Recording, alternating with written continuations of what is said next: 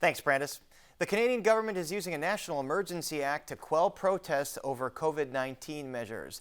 Many of the occupations and blockades have been driven by truck drivers angry over a vaccine mandate in that country. A blockade on the Ambassador Bridge between Ontario and Detroit has caused the latest supply chain headache for automakers. And here in the U.S., the Supreme Court decision striking down a federal mandate for most large businesses means drivers don't face a vaccine requirement. But trucking advocates say the industry still faces huge challenges, many of which are due to the pandemic and some predate the pandemic. And joining us to discuss why there's a shortage of drivers and how the industry hopes to tackle that issue is Matt Hart, Executive Director of the Illinois Trucking Association. Matt Hart, thanks for being here with us on Chicago Tonight. First of all, that nearly week-long blockade on the Ambassador Bridge between Detroit and Windsor, Ontario came to an end. Your reaction to this action taken by Canadian truckers to protest the vaccine mandates in that country? Well, Paris, thanks for having me on. Always a pleasure to be with you.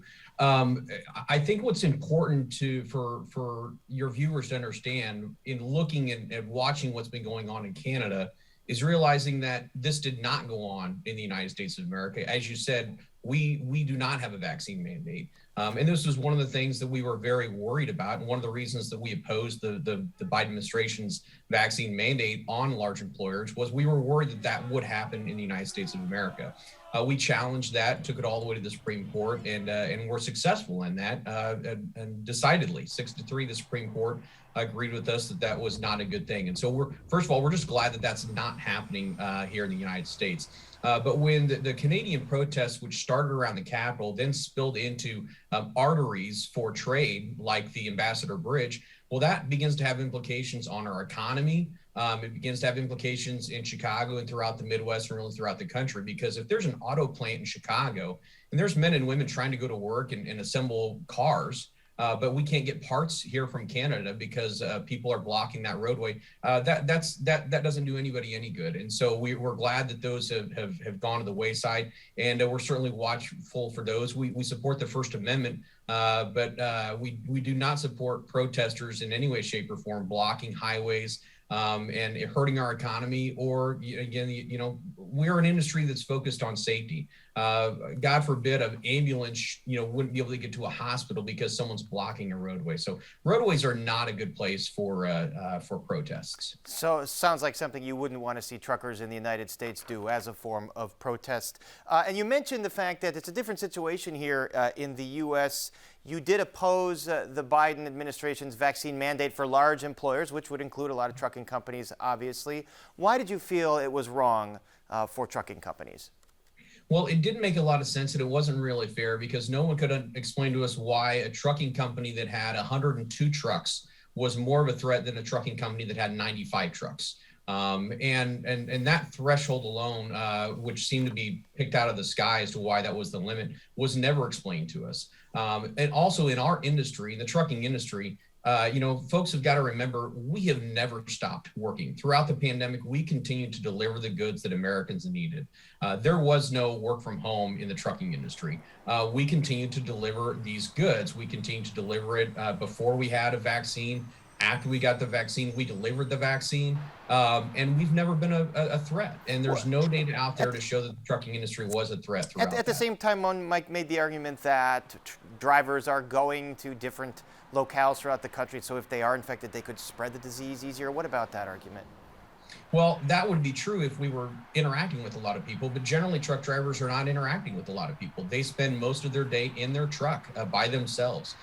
If they go to a shipper or receiver, they're having limited access. In fact, many of our shippers and receivers made it easier for our folks to not have to interact with folks. And we took those necessary precautions. I know here at the Illinois Trucking Association, we were at the forefront of getting masks out to drivers when mask mandates were first made available. So we took the precautions, but again, we're not, a truck driver generally doesn't expose him or herself to a whole lot of people, even though we're traveling about the country. All right, there's a lot of other challenges facing the trucking industry here in Illinois and across the country that predate the pandemic.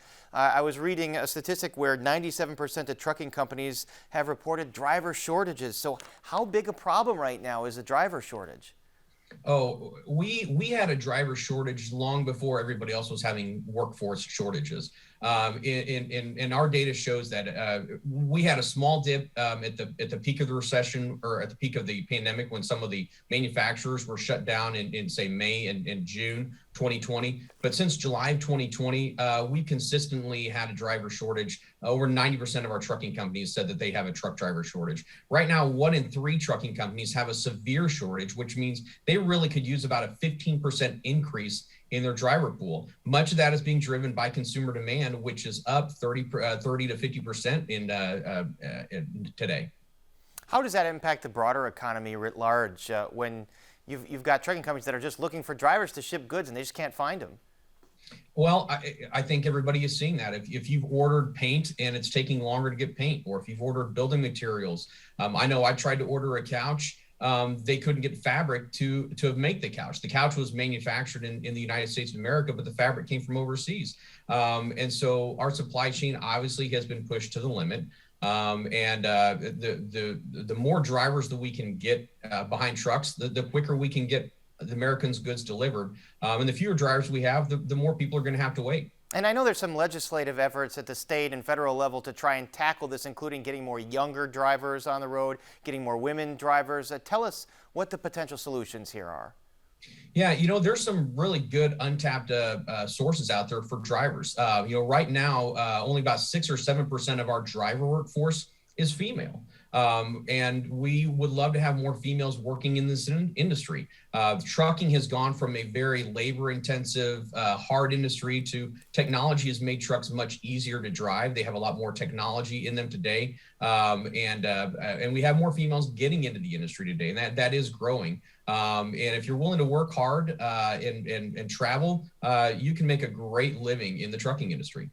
What about younger drivers? There's pilot legislation here to attract 18-year-old drivers. Tell us about that. Yeah. So this is part of what was initially the Drive Safe Act, which the Illinois Trucking Association supports. Because in Illinois, at 18 years old, you can get a license to drive a semi from Chicago to East St. Louis, but you can't drive from East St. Louis to St. Louis because of interstate commerce laws. And you have to wait until you're 21 years old to do that. We think a better approach to young drivers is having a safety standard in place, and that's what the Drive Safe Act hoped to achieve. And a large component of that Drive Safe Act was in the federal infrastructure bill last year. And right now there's a pilot program where we're going to allow 3,000 18, 19, and 20-year-olds the ability to operate under a safety standard, but also be able to operate in interstate commerce. That's huge for areas like Chicago when we're so close to Indiana, so close to Wisconsin, or even our intermodal community. Those are interstate moves, even when they stay inside the state of Illinois. And so we think there's great potential to appeal to a new demographic while actually raising our safety standards.